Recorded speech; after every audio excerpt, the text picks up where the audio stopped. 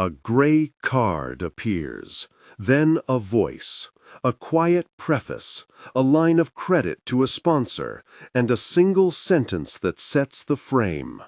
This is a study of the first phase of the 2022 Russian invasion of Ukraine, roughly from the final days of February through the first weeks of April, explaining how, despite superior numbers on paper, the invading formations failed to secure a rapid strategic victory, and how Ukrainian resistance, logistics, command problems, and international support combined to transform an expected lightning campaign into a protracted, costly war of attrition. If you find this context useful, stay with us to the end of this full summary. Please subscribe and ring the bell so you can follow the next installments where we track how the campaign shifted into the Donbass and how logistics and diplomacy continued to shape outcomes. The months covered here are compact but consequential. The narrative that follows is chronological, an account of axes of advance, unit actions, tactical methods, and the human cost, all marked where possible by source attribution. When numbers are cited, they are presented as reported or estimated by recognized observers at the time.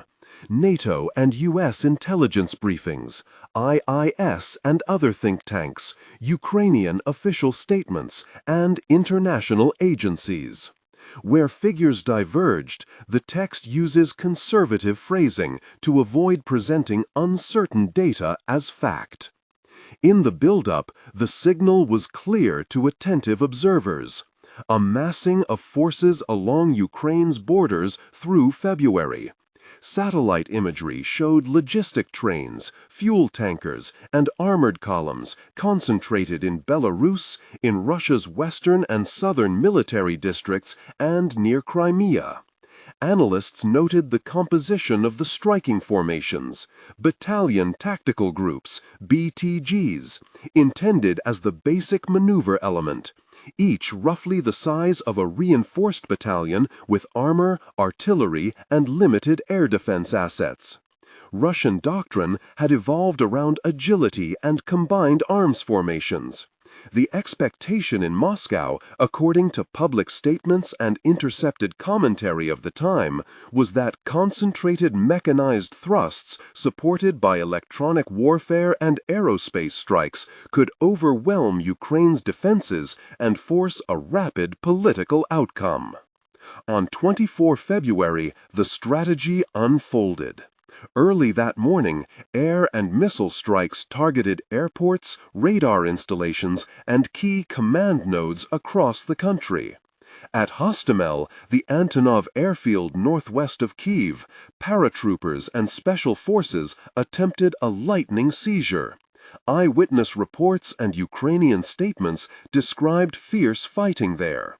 According to Ukrainian officials, control of the airfield was contested for hours, denying the Russians the immediate air bridge they had sought. Analysis. Later assessed, the failure to secure Hostomel for sustained airlift significantly complicated Moscow's plan to air-insert elite troops near the capital and to decapitate Ukrainian command and control. From the outset, the invasion pushed along multiple axes. In the north, a northern offensive aimed at Kyiv moved south from Belarus along multiple roads. Armored columns advanced along the M01 and M07 corridors toward Chernihiv and the approaches to Kyiv. In the east, forces pressed toward Kharkiv and Izium, while in the south, a broad axis from Crimea sought to drive north through Kherson and Melitopol toward Mariupol and beyond. The intention, as interpreted by many analysts, was simultaneous pressure to threaten the capital, isolate regions, and present the Ukrainian leadership with dilemmas in multiple sectors that could not be met simultaneously.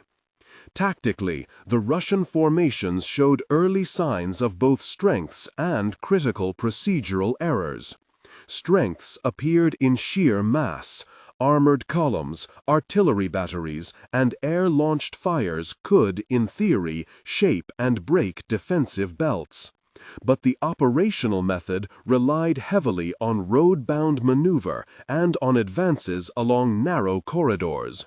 Columns, sometimes dozens of kilometers long, became the dominant image of the opening days. These columns offered mobility but exposed a classic vulnerability: long, thin supply lines subject to interdiction. Where Ukrainian defenders could observe choke points, ambushes began to shape outcomes in unexpected ways. A recurring motif of the first weeks was logistics. Vehicles burned out or immobilized not only by enemy fire, but by maintenance failures, fuel shortages, and worn tracks. Russian units arriving in the theater had, in places, limited sustainment for high-tempo operations across hundreds of kilometers. Western and Ukrainian analysts later emphasized that the Russian order of battle had not always been matched by the logistical tail necessary for a prolonged advance, an oversight amplified by the temporary over-reliance on local requisitioning and on long convoys. Truck parks clogged roads, while artillery and mechanized units found themselves waiting for fuel and ammunition that did not arrive on schedule. Ukrainian resistance adapted rapidly. Early declarations by Kyiv's leadership to hold the capital, combined with a decentralized mobilization of territorial defense units, volunteer battalions, and reservists, created a layered defense that frustrated Russian assumptions of a quick capitulation. Small unit tactics, anti-tank teams using man-portable missiles, ambushes in wooded approaches, and targeted strikes on logistical nodes multiplied effects beyond their size. Weapons supplied by international partners, including anti-armor systems, were used alongside legacy Soviet equipment and improvised defenses. Analysts reported that BTGs, typically numbering a few hundred to several hundred personnel with organic armor and artillery, found themselves constrained by attrition inflicted by decentralized defenders who chose when and where to fight. In urban settings, the rhythm slowed and the cost rose. Mariupol, a strategic port city in the south, became a focal point for siege warfare. Russian forces surrounded the city early and attempted to secure corridors for their advance, but urban defense favored the defenders. Buildings, narrow streets, and prepared defensive positions permitted Ukrainian units and local volunteers to hold long enough to force prolonged engagement. Humanitarian consequences mounted quickly. Reports later documented thousands displaced, civilians trapped, and critical infrastructure degraded. International organizations, including the UN, began to warn of rising numbers of internally displaced and refugees, a trend that would accelerate in the weeks to follow. The northern offensive, the attempt to encircle Kyiv, reached a critical phase in the last days of February and the first week of March. Multiple thrusts approached the capital from the north and northwest. Columns appeared around towns such as Bucha, Irpin, and Hostomel. Fierce firefights erupted in outlying suburbs. Ukrainian forces, reinforced by local resistance and mobile defenders, executed a defensive elastic strategy that traded ground for time, drawing enemy forces into extended engagements away from decisive axes and into attritional battles within towns and road networks. Commanders on the ground described a combination of planned withdrawals, counterattacks, and improvised initiatives that together denied the invader free operating tempo. What compounded the Russian predicament was a mismatch between strategic political aims and operational realities. The Kremlin's apparent expectation of a swift overthrow of the Ukrainian leadership and the installation of a friendly interim authority did not account for the social cohesion Kyiv mobilized. Public addresses by President Volodymyr Zelensky became both political and tactical instruments. They rallied the populace, sustained morale, and signaled intent to foreign audiences. At the same time, the Ukrainian military's commander-level decisions emphasized urban defense, the use of reserves in critical sectors, and an industrial-scale mobilization of civil defense. The result was not simply more soldiers in the field, but a more resilient political will, refusing the capitulation some in Moscow had predicted. On the technical side, Russian combined arms integration suffered from predictable and avoidable failures. Air power, while dominant in delivering missile strikes against infrastructure, did not secure air superiority, in the sense of enabling unfettered close air support and logistics. Ukrainian air defenses remained resilient in key sectors. Electronic warfare, which Russian forces employed aggressively to degrade Ukrainian communications and GPS signals, had mixed effects, because defenders often reverted to hardened or low-tech communications and decentralized command. The net effect, tactical gains, often failed to convert into strategic advantage, because the necessary synchronization of maneuver, logistics, and sustainment lagged. By early March, as columns stalled and supply problems compounded, the Russian command made operational adjustments. Reports indicated a reallocation of forces, shifts in priorities toward the eastern industrial heartland of the Donbass, and attempts to open corridors to reinforce embattled southern thrusts. These movements were not mere tactical redeployments. They signaled an implicit admission that the initial timetable had failed.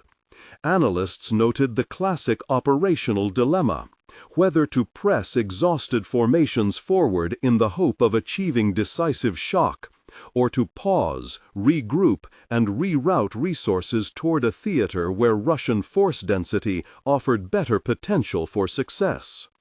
Amid the operational reorientation, notable tactical successes and failures occurred on both sides. Ukrainian defenders managed to isolate and destroy sections of the long Russian columns through a combination of small unit attacks, precision strikes, and interdiction of supply nodes. Conversely, Russian artillery and missile fires, delivered in large volumes, devastated some towns and infrastructure, creating humanitarian crises that international organizations warned required immediate relief corridors that in many cases were contested, mismanaged, or ineffective due to the fighting. The human dimension of these weeks cannot be overstated. Cities emptied as millions fled. According to UNHRF reporting in early March, hundreds of thousands had crossed borders, and many more were displaced internally. Hospitals struggled under bombardment and shortages. Municipal services collapsed in contested areas. Reports that later emerged of atrocities in certain localities would become subjects of international investigation. At this stage, the priority for humanitarian agencies was documenting displacement, delivering aid where possible, and pressing for ceasefires to evacuate civilians. The narrative here is not of graphic detail. It is of systems, health, shelter, food, under acute strain, and populations forced into the daily calculus of survival. Command decisions on both sides were often made under uncertainty. Russian plans had presumed rapid collapse of organized resistance. Ukrainian commands had to deal with incomplete intelligence about the weight and intent of approaching formations. Intelligence, surveillance, and reconnaissance (ISR) assets were therefore in high demand. Sources reported the use of unmanned aerial systems by Ukrainian forces to identify artillery and maneuver nodes, a critical advantage for adjusting counter-battery fires. Western-supplied intelligence sharing also aided Ukrainian targeting and operational choices, although the full impact of external support had limits imposed by political sensitivities and the risk of escalation. One of the most symbolic episodes occurred in the outskirts of Kyiv, where a combination of Ukrainian small unit initiative and local civil resistance halted columns that had hoped to make rapid runs toward the city center. Local volunteers, municipal workers, and soldiers improvised roadblocks, laid mines, and directed fire. The sight of civilian buses and tractors blocking roads became an emblem of popular resistance. In scattered reconstructed dialogues from those days, a volunteer commander might tell a weary conscript, "Hold the road until the next unit arrives. Hold 1 hour, hold 2, the capital is holding." That mentality echoed beyond the immediate zone of combat. The idea that the defense of cities was not just a military task, but a societal effort. As the invasion entered its second calendar week, the balance of initiative began to shift. Russian forces, having failed to secure decisive political or military outcomes, increasingly sought avenues where force concentration and logistics could better support operations. The south and east offered such terrain. Mariupol's siege tightened. In the east, the battle around Kharkiv and Izium assumed new urgency as Moscow aimed to threaten Ukraine's industrial regions and to connect to forces fighting in the separatist-held Donetsk and Luhansk areas. The cost to equipment on the Russian side mounted visibly. Imagery of destroyed or abandoned tanks, towed artillery, and wrecked logistics vehicles accumulated.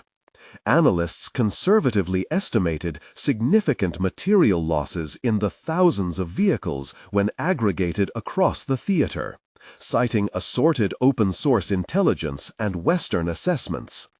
These material losses had operational consequences. The attrition of armor and the damage to logistic capacity forced commanders to consolidate, withdraw, and reattach units rather than sustain broad simultaneous offensives. Political and diplomatic fallout accelerated in parallel with battlefield developments. Western states announced unprecedented sanctions packages aimed at targeting Russia's financial arteries and defense industrial base. Military aid to Ukraine increased in the form of anti-tank weapons, air defense systems, and intelligence sharing. The twin effects were operational and symbolic. They signaled to Kyiv that international support would not halt, and to Moscow that the cost of the campaign extended beyond the immediate battlefield. Analysts interpreted these moves as contributing factors to Moscow's decision to alter operational priorities. The moment of maximal tension around Kyiv, a convergence of columns, sieges in nearby towns, and the looming fear of a regime decapitation, was also the moment when operational limits became painfully evident. A decisive blow failed to materialize, not necessarily because the Russians lacked bravery or resources, but because the complex interplay of logistics, morale, command and control, and effective decentralized defense resolved against the invaders' timetable. The Northern Offensive, once aimed at a rapid political end, degenerated into urban fights and a piecemeal set of engagements that bled tempo and eroded momentum.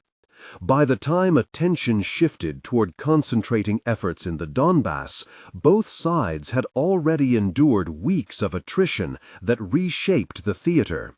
Ukrainian forces had not been eliminated, rather they had adapted to asymmetric and urban conditions where their operational disadvantages could be mitigated. Russian forces retained numerical advantages in armor and artillery in many sectors, but their capacity to exploit those advantages across multiple axes simultaneously was constrained by supply, battlefield attrition, and the political consequences of actions that alarmed the international community. This phase closed with a stark strategic lesson. A campaign planned for rapid shock and decisive political result had exposed critical vulnerabilities when confronted with determined urban defense, unpredictable logistics, and the resilient will of a national populace. The tactical narratives, columns halted on highways, BTGs reconstituted after ambushes, defensive stands in small towns, became the building blocks of a strategic shift. Commanders recalibrated. On the ground, soldiers and civilians continued to endure the harsh arithmetic of warfare. In the weeks that followed the initial phase, the theater would rearrange itself around new objectives and old constraints. Forces would concentrate in eastern sectors where terrain and force ratios promised clearer operational advantage. Supply lines, artillery densities, and air power integration would once again determine whether gains could be sustained. The picture, however, had changed irrevocably. The assumption of a lightning campaign had been disproven, and the cost of attempting one had reshaped the calculations of statecraft and of militaries across the region. As this narrative pauses here, at the point where the failed rush on Kyiv gives way to a refocus toward Donbass, it is essential to remember the human ledger underlying every operational paragraph. Cities bore the physical scars of artillery and siege. Millions were uprooted. Families counted missing kin. International institutions scrambled to document displacement and human rights violations. These are not peripheral notes to a campaign of maneuver, but central variables that would influence political alignments and the flows of aid, diplomacy, and military support in the months to come. Analysts interpret the first phase as a case study in the limits of conventional force when unaccompanied by airtight logistics and a plausible political end state. They point to underestimation of enemy will, over-reliance on linear maneuver without secure flanks and supply, and the corrosive effect of public scrutiny and sanctions on strategic options. For Ukraine, the experience demonstrated the multiplier effect of national resolve and decentralized defense, amplified by targeted international assistance and modern ISR. What follows next in the story of this war is a reorganization of effort toward the Eastern Industrial Belt and the protracted fight for attrition. Logistics and artillery densities will, once again, prove decisive. Terrain and urban fortresses will shape tactics, and civilians will continue to bear the brunt of strategic choices. In the subsequent phase, commanders on both sides will test whether their adaptations can translate into sustainable advantage, or whether the costly equilibrium of attrition will persist. The refocus toward the Donbass did not arrive as a simple redeployment. It arrived as a redefinition of war-fighting logic. Where a drive on Kyiv had been an exercise in operational maneuver and tempo, the Eastern Axis demanded an industrial approach to violence, massed fires, methodical engineering, and the painful arithmetic of attrition. Commanders who had been instructed to race now found themselves compelled to grind, to set fire to days and weeks in order to seize meters of earth. Where once lines moved in leaps and bounds, now their geometry was measured in belts of trenches, belts of wire, and sequential defensive works that turned fields into kill channels and towns into layered forts.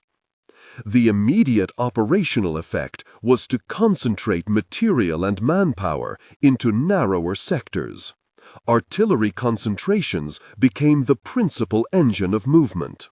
In flat horizons and broken ground, barrages would precede assaults by hours, sometimes days, intended to disorganize defenders, crater avenues of approach, and suppress counter-battery. Logistics, therefore, shifted from a broad theater problem to a linear one. Supply and sustainment had to be delivered down long, vulnerable corridors under the constant threat of interdiction. Railheads, convoy routes, and fuel depots assumed strategic prominence. Repair teams, bridging equipment, and forward ammunition resupply nodes became as valuable as additional tanks. This emphasis exposed new vulnerabilities. The simple fact of massing artillery and ammunition required predictable patterns. Barrages had to be fed, vehicles had to be maintained, roads had to be held. That predictability allowed defenders and long-range adversaries to focus fires, to time interdiction raids, to harvest columns before they could fully emplace. Air superiority, or the lack of it, was less decisive than the ability to interdict logistics through loitering munitions and longer-range strike systems. Electronic warfare added a further layer. When communications became intermittent, the rhythm of resupply and the timing of combined arms synchronization faltered. In practice, the side that could close the loop between reconnaissance, targeting, and resupply gained disproportionate leverage. Terrain and industrial vestiges of the Donbass amplified these dynamics. Once a landscape of factories, slag heaps, and dense urban clusters, the region lent itself to defense. Mines and minefields, both improvised and pre-existing, created belts that channeled movement. Former industrial compounds with reinforced structures provided excellent positions for observation and shelters against indirect fire. Rivers and wadis, small in isolation, became tactical obstacles when bridges were demolished and fords were mined. Urban belts, towns, suburbs, railway clusters were not simply places to clear. They were terrain modifiers that increased the cost of any advance exponentially. The defenders adapted methodically.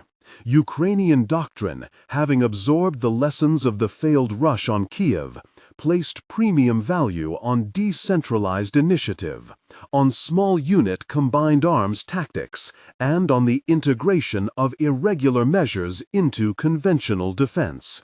Forward observation parties, drone teams, and mobile anti-armor ambush groups worked in concert with artillery observers to make every attempted advance costly. Local knowledge of cellar layouts, of rubble-strewn streets, of hidden passages magnified the defender's capability. Where offensive doctrine emphasized formation and momentum, these defenders leveraged dispersion, concealment, and the intimate geometry of the towns to negate advantages in armor. Offensive formations responded in kind. Assaults were no longer pitched in wide, exploitative maneuvers, but staged as methodical operations, shaping fires to isolate objectives, combined arms teams arrayed to breach successive defensive belts, engineers working under fire to clear obstacles and create passages for vehicles. Casualty rates and the consumption of ammunition and fuel rose. Operational pauses for reconstitution became predictable moments for the defenders to repair positions and for the strategic calculus to be revisited in capitals and command posts alike.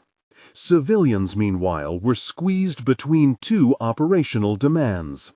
The industrial East had always been densely populated. Villages dotting the steppe had been only months before ordinary places of work and familial routine.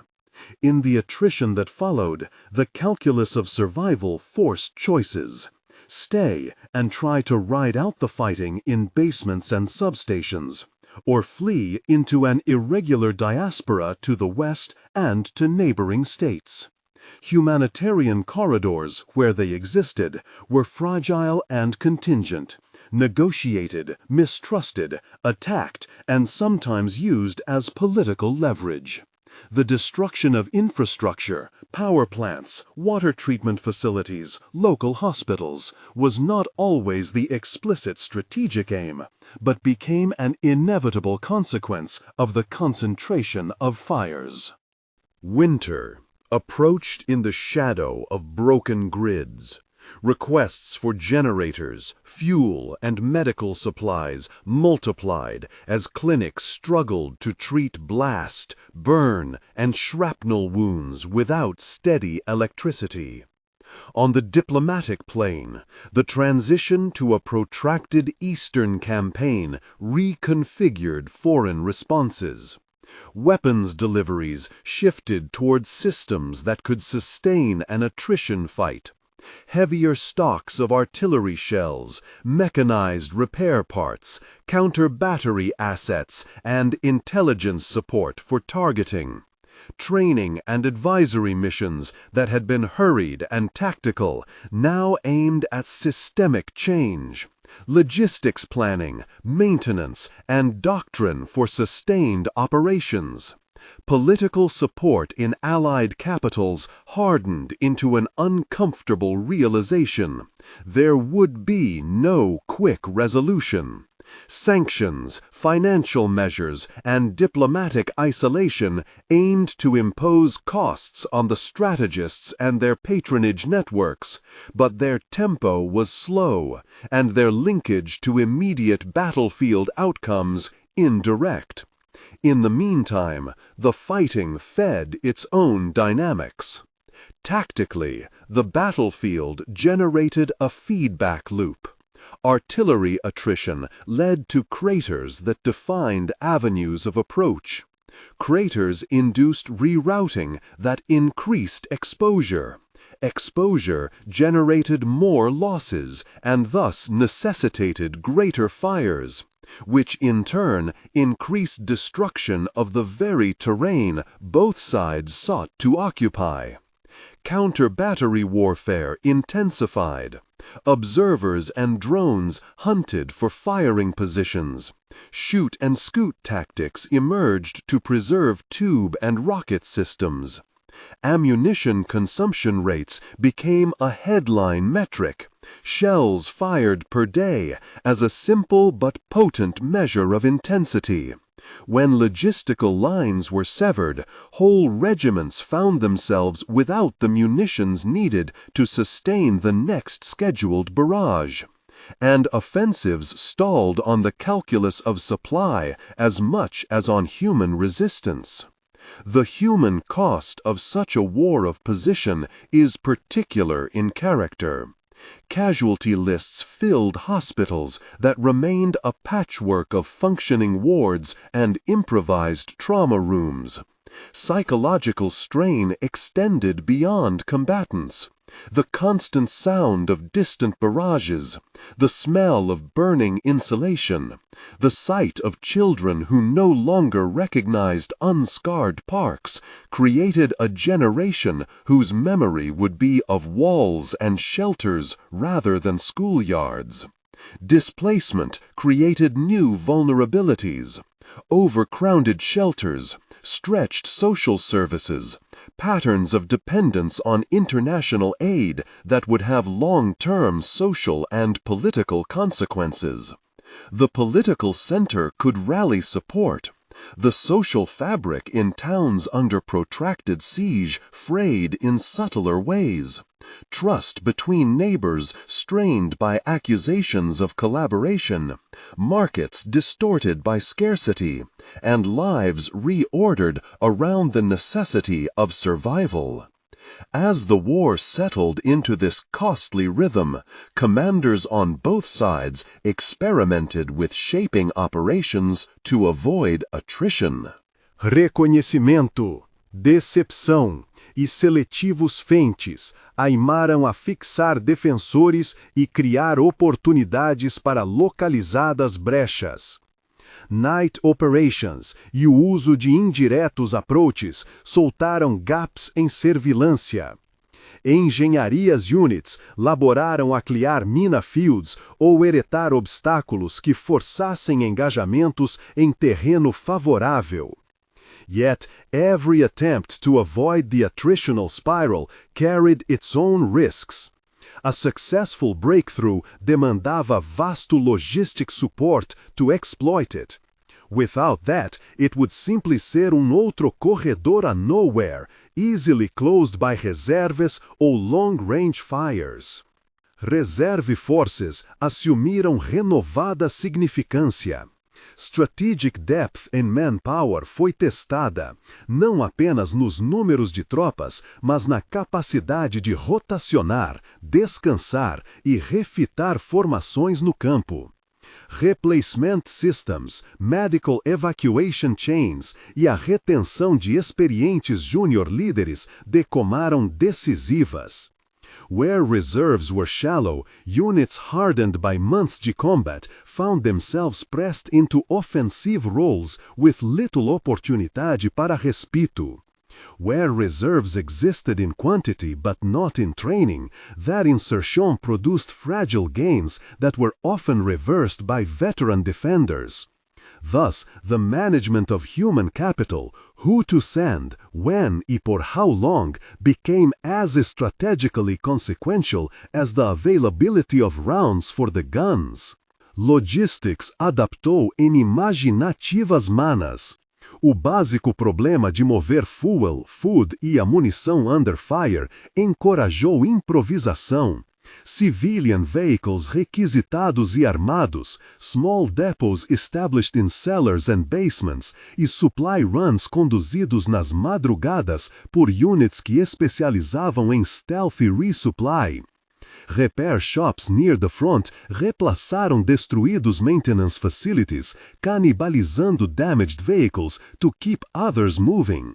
Yet, these improvisações had limits.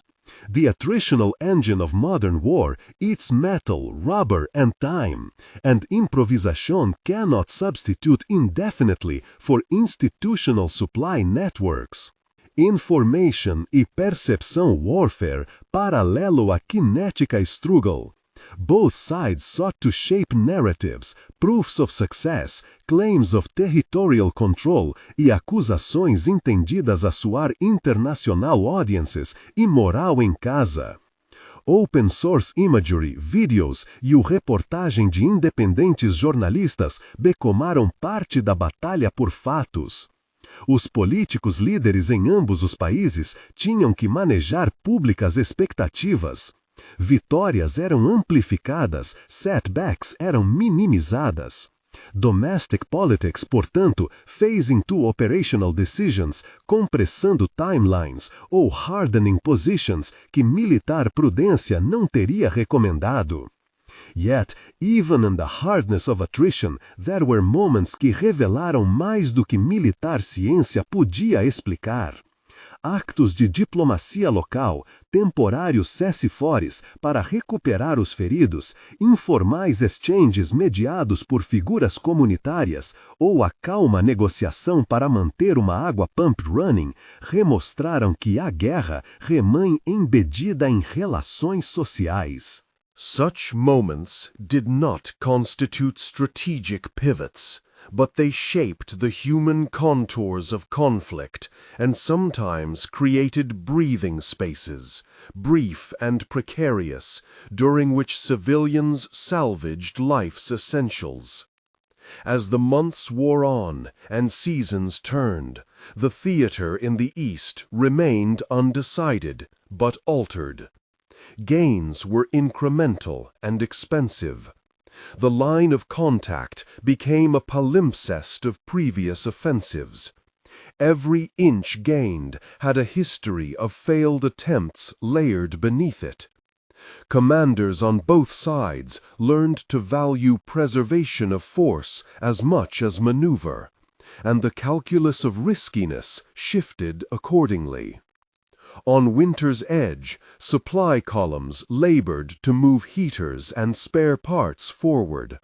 Medical units braced for cold weather caseloads and the particular injuries that come with operating heavy equipment in freezing temperatures. Fortifications were deepened, basements were converted into field hospitals, and civilians adapted new routines around fuel distribution and heating schedules. The landscape itself took on the look of a long-haul conflict. Hedgerows transformed into fortifications, roads scarred by tracked vehicles, and towns that had once been waypoints turned into tactical objectives to be softened and then contested. Between the artillery duels and the small unit engagements, a strategic question lingered. Could either side translate the pain of attrition into a sustainable political advantage? For one actor, the hope was that continuous pressure would fracture resolve and produce concessions. For the other, the hope was that endurance, bolstered by external assistance and homegrown ingenuity, would exhaust the will of an external sponsor. In the meantime, ordinary lives continued to reorder themselves around the necessities of survival and aid flows. Operationally, the next phases would hinge on several interlocking variables: the endurance of supply lines under renewed interdiction, the capacity of each side to replace losses in material and competent leaders, the effectiveness of long-range fires and counter-battery capabilities, and the political tolerance in capitals for sustained expenditure, both fiscal and human. Tactically, engineers and artillery would continue to define the battlefield. Strategically, diplomacy and external assistance would shape the outer bounds of what was feasible. And so the Donbass settled into its austere rhythm, a theater where industrial geography met industrialized violence, where firepower and logistics wrote the daily headlines, and where the lives of millions were refracted through the narrow prism of survival. Commanders recalibrated, populations adapted, and the war, no longer a dash for political decapitation, but a protracted contest of endurance, continued to exact its toll on men, machines, and the map itself. The coming months would test not only how much each side could absorb, but whether either could find the seams in the other's system-wide, wide enough to drive a decisive change in the long, grinding ledger of attrition.